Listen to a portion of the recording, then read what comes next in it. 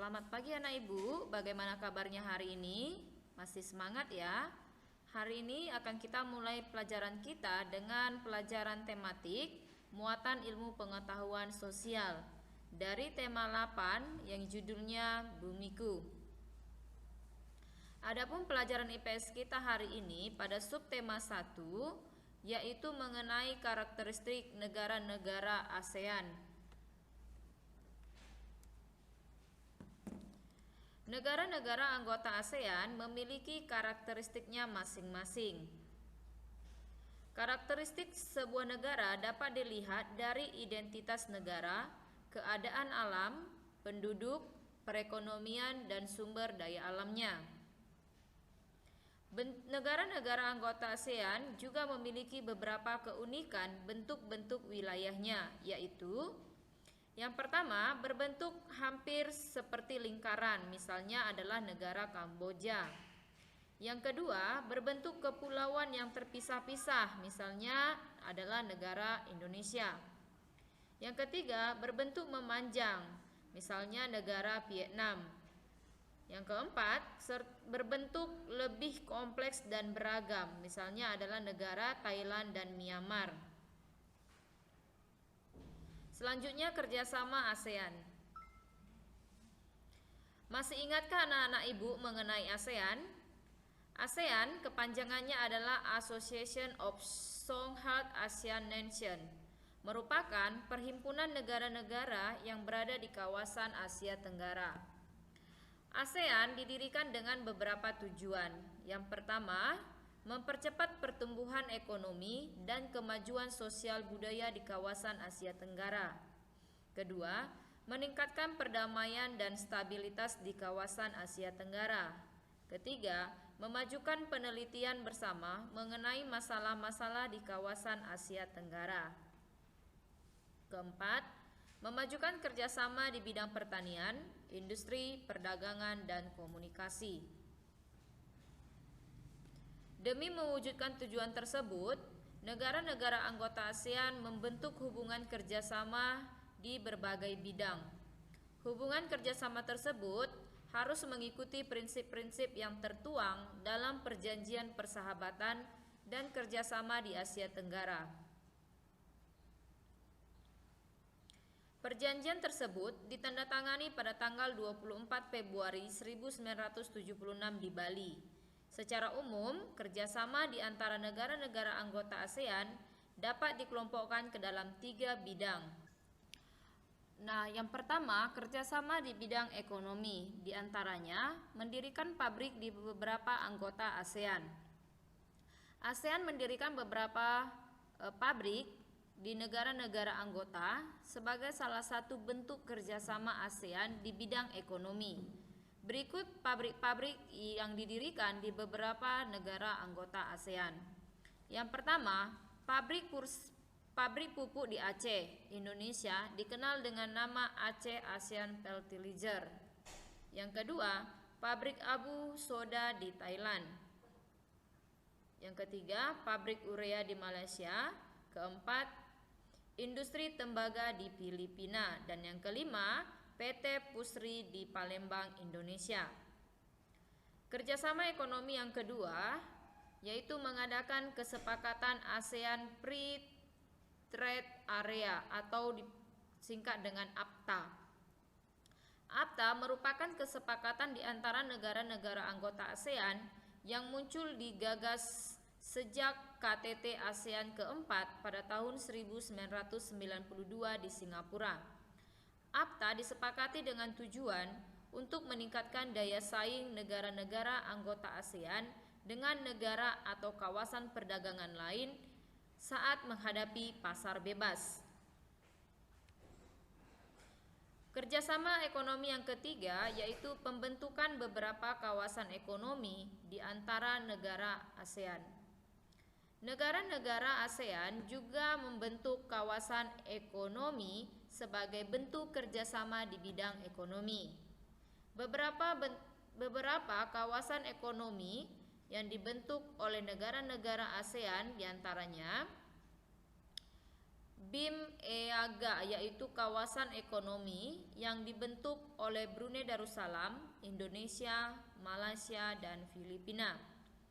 Yang kedua, IMT GT yaitu kawasan ekonomi yang dibentuk oleh Indonesia, Malaysia, dan Thailand.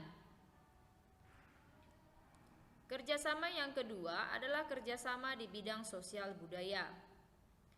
Kerjasama negara-negara anggota ASEAN di bidang sosial budaya awalnya disebut sebagai kerjasama fungsional. Istilah kerjasama fungsional pertama kali muncul dalam Deklarasi Manila yang terjadi pada tanggal 15 Desember 1987. Kerjasama di bidang sosial budaya dapat dibagi ke dalam beberapa aspek yang lebih spesifik, yaitu yang pertama dalam bidang atau dalam aspek pendidikan, dalam aspek pembangunan dan kesejahteraan sosial, dalam aspek kesehatan, aspek ketenagakerjaan, aspek penerangan dan kebudayaan, aspek pedesaan, pembangunan pedesaan dan pengatasan kemiskinan, aspek ilmu pengetahuan dan sosial, aspek lingkungan hidup, aspek penanggulangan bencana alam, aspek penanggulangan masalah narkotika dan obat terlarang, aspek pemuda, aspek wanita, dan aspek yayasan sosial. Yang ketiga, kerjasama di bidang politik, pertahanan, keamanan, dan perdamaian. Kerjasama negara-negara anggota ASEAN di bidang politik, pertahanan, keamanan, dan perdamaian ditunjukkan dengan pembentukan perjanjian dan komunitas berikut. Yang pertama, pembentukan Komunitas Keamanan ASEAN. Komunitas Keamanan ASEAN dibentuk pada tanggal 7 Oktober 2003 di Bali. Yang kedua, Perjanjian Kawasan Bebas Nuklir. Perjanjian tersebut disepakati pada tanggal 15 November 1997 di Bangkok. Yang ketiga, Deklarasi Kuala Lumpur. Pada tanggal 27 November 1971, 5 negara anggota ASEAN menandatangani Deklarasi Kuala Lumpur. Deklarasi tersebut menyatakan bahwa kawasan Asia Tenggara merupakan Zone of Peace, Freedom and Neutrality atau JOPPAN. Nah, selanjutnya kita masuk pada subtema 2. Pada subtema 2 kita membahas tentang hubungan antara keadaan geografis dengan keadaan sosial budaya. Setiap wilayah memiliki kondisi geografis yang berbeda-beda. Negara dengan wilayah yang sama atau berdekatan akan memiliki kemiripan karakteristik geografi, namun tetap ada perbedaan di antaranya. Asia Tenggara terletak pada 28 derajat lintang utara sampai 11 derajat lintang selatan. Berdasarkan garis lintangnya, hampir seluruh wilayah Asia Tenggara berada di daerah tropis. Secara geologis, sebagian besar wilayah Asia Tenggara memiliki rangkaian pegunungan muda Mediterania. Secara geografis, wilayah Asia Tenggara berada di jalur lintas yang menghubungkan Samudra Pasifik dan Samudra Hindia antara Australia dan Asia. Kawasan Asia Tenggara juga di jalur perdagangan antara Asia Timur dan Asia Selatan. Sebagian besar wilayah Asia Tenggara terletak di daerah tropis. Tingginya curah hujan juga menyebabkan kawasan Asia Tenggara banyak hutan lebat. Di kawasan Asia Tenggara berlaku musim penghujan dan musim kemarau. Salah satu pertanian yang subur di Asia Tenggara adalah daerah aliran Sungai Mekong. Sungai ini melintasi negara Tiongkok, Myanmar, Laos, Thailand, dan Vietnam. Selanjutnya, keadaan sosial budaya negara Singapura. Singapura merupakan negara yang padat penduduknya. Sekitar 85% rakyat Indonesia tinggal di rumah susun. 70% penduduknya merupakan suku bangsa Tionghoa. Sedangkan suku bangsa lainnya adalah Melayu, India, Pakistan, Sri Lanka, dan Bangladesh. Agama yang dianut penduduk Singapura adalah agama Buddha, Islam, Kristen, dan Toa. Bahasa resminya adalah bahasa Inggris, tetapi digunakan pula bahasa Mandarin, Melayu, dan Tamil. Mata pencarian penduduknya di bidang perdagangan, jasa, dan industri. Negara Singapura merupakan satu-satunya negara maju di Asia Tenggara dan menjadi pusat perdagangan dan perindustrian di Asia Tenggara. Dari hasil industrinya, Singapura mampu mengekspor mesin dan alat transportasi, barang-barang komunikasi, bahan kimia, serta produk olahan minyak. Selanjutnya, keadaan sosial budaya negara Vietnam. Sebagian besar penduduk Vietnam merupakan suku bangsa Viet dan Kinh. Sisanya adalah suku bangsa Tionghoa, Champa, Thai, Meo, dan Khmer. Orang-orang Viet tinggal di tepi pantai, sedangkan orang-orang Tionghoa tinggal di dataran rendah. Mata pencarian utama penduduk Vietnam adalah bertani, dengan hasil utamanya padi. Selain bertani, ada pula kegiatan berkebun, industri, dan pertambangan. Hasil industrinya antara lain berupa tekstil, semen, pupuk, dan ban. Sedangkan hasil tambangnya berupa emas, biji besi, batu bara, timah, seng, dan fosfat. Kegiatan perikanan berpusat di Teluk Tokin, Laut Cina Selatan. Kita lanjut dengan keadaan sosial budaya negara Thailand. Penduduk Thailand terdiri dari suku bangsa Thai dan Lao. Sebagian besar penduduknya menganut agama Buddha. Bahasa nasionalnya bahasa Thailand. Thailand dikenal akan bela diri tradisionalnya yang bernama Muay Thai. Kegiatan ekonomi utama masyarakat Thailand adalah bertani. Thailand merupakan negara penghasil beras terbesar di Asia Tenggara, sehingga dijuluki lumbung padi Asia. Selain itu, penduduk yang tinggal di dekat pantai bermata pencarian sebagai nelayan. Hasil tangkapannya berupa ikan hiu dan berbagai jenis ikan lainnya. Dari bidang pertambangan, Thailand merupakan negara pengekspor timah dunia yang penting. Industrinya penghasil tekstil dan barang elektronik.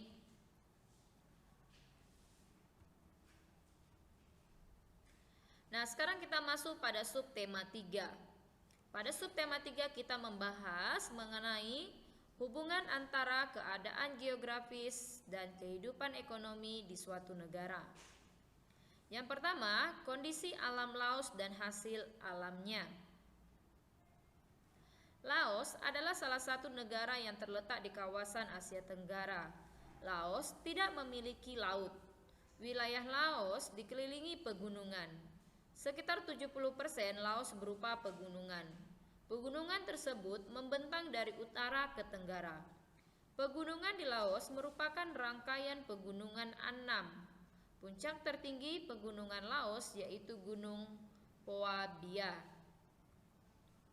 Laos kaya akan sumber daya alam. Hasil tanaman pangan utama Laos adalah padi dan jagung. Hasil tanaman lainnya berupa kapas, tembaga, sayur, pisang, pepaya, dan kelapa. Hasil hutan utama berupa kayu jati. Sementara itu, hasil tambang yang dihasilkan negara tersebut antara lain batu bara, timah, emas, dan tembaga. Beberapa jenis hasil alam dari Laos yang diekspor antara lain kopi, kapur barus, dan kulit hewan. Yang kedua, keadaan alam Filipina dan hasil alamnya. Wilayah negara Filipina memiliki kesamaan dengan Indonesia, yaitu berbentuk kepulauan. Ketampakan alam di Filipina berupa pegunungan, dengan puncak tertingginya adalah Gunung Apo. Kondisi alamnya yang bergunung-gunung membuat lahan-lahan pertanian di Filipina dibuat bertingkat-tingkat.